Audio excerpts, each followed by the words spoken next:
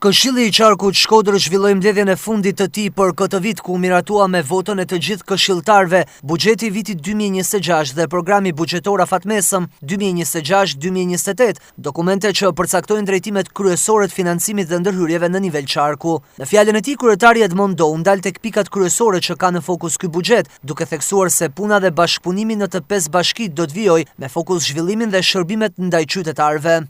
Qarku krijon të ardhura nga burimet e veta vendore dhe nga të ardhurat që rrjedhin nga burimet kombëtare.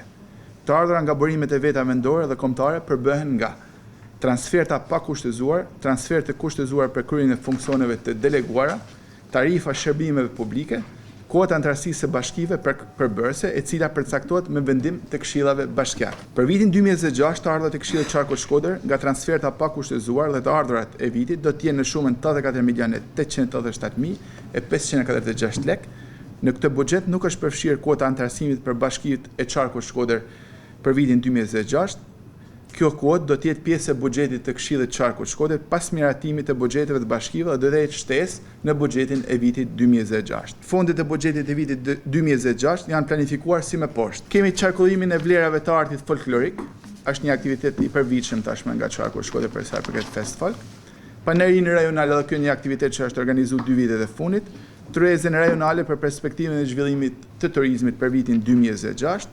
Përfshira në jetën sociale të moshës së tretë, janë disa aktivitete sa i përket azilit të pleqve, lojrat popullore, aktivitet i cili organizohet nga shoqata dhe Dora Albania. Kemi parashikuar ribotimin e një albumi fotografik, Historia folklorit Qarkut Shkodër, pra është albumi i fundit që kena botu, do të bëjmë disa kopje të tjera.